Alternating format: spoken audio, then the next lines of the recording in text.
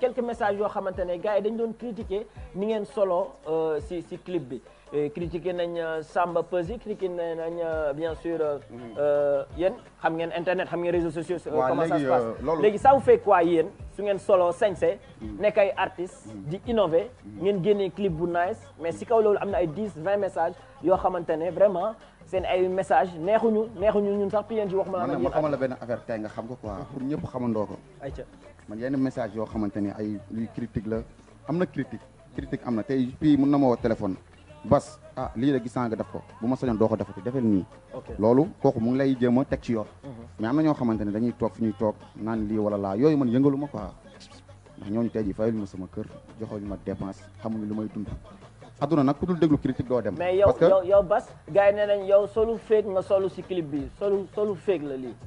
solu féeg laa solu si clip bi waaw féeg du mel nii féeg du am ñaari doom du am jabar te ku bëgg xam ndax féeg laa wala du ma féeg boo indee li nga war a indi da nga xam ndax gentleman laa wala féeg laa mais ñun ay gentleman lañ ay góor yàlla lañ bokk fu baax lépp lu ñuy def tey jii ni dañ koy def buñ si jàllee jàll nañ si solu ñu becco solu ñu baax solu ñu marinière solu ñu soutien jin lañ sol caleçon wala teg nañ benn affaire suñu kaw sol ay lunettes daf lan la loolu kese la amul leneen loo xamante ni mooy loolu parce que tey jii am na loo xamante ni carrément man du ma déranger xam nga tey ji am na ñoo xam mën nga taxaw ne leen solu feeg nga solo ñu jëlee ko lu garaaw maanaam déedéet yow loolu du la découragé ñun ay frère lañ yow sama frère nga loo xewle ma ci ñëw Jumeau tamit sama frère la Samba sama frère la parce que tey ji musique la ñuy def quoi ñu ñoo guux ci géej gi kon xorom bi waruñu ko ragal parce que il est temps parce que direct lañ nekk yéen ay artistes ngeen il faut que ñu leeral gars yi mais artiste li ngay demee concert des fois bokkul ak looy demee sa kër yow mi nekk ci bureau bi mënoo bokk ak ki nekk artiste yow mi nekk tey jii carrément ci feneen ak feneen bokkul artiste am na yëre yoo xam mu nga ko sol ci clip dawaat génn am na yëre yoo xam mu nga ko sol ci concert dawaat génn te musuñu gis tey jii man Bass Thioung ma sol yëre jigéen du ma ko mos a sol man bënuma samay nopp bënuma sama bakkan bënuma sama làmmiñ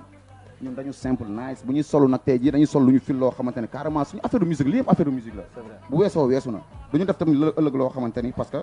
am nañ ay dooma am nañ famille am nañ tey jii tamit loo xamante ni ëllëg bu ñu bàyyi lii tamit war nañ xool tamit lu mu naay see ñu koy def Samba ngi nii dafa def tréem kii ko nii def ay chaîne te gars yi ñu ngi cons yenn gars yi ñag yi ay diamond du julit la mi ngi sol loo def yaramu ne sax def clipam mu nice xooluñ su ñooñ pour def lu ñu neex déedéet am nañ religion boo xamante ni daf fi nekk dañ koy respecté ndax Sénégal tey jii chrétien wak musulman ñëpp ko bokk ndey ak baay ndax Sénégal benn bopp la man du ma mere kenn ku wax lu ñaaw parce que ku ne ak bi koy gisee ak ku ne ak fi ngay gisee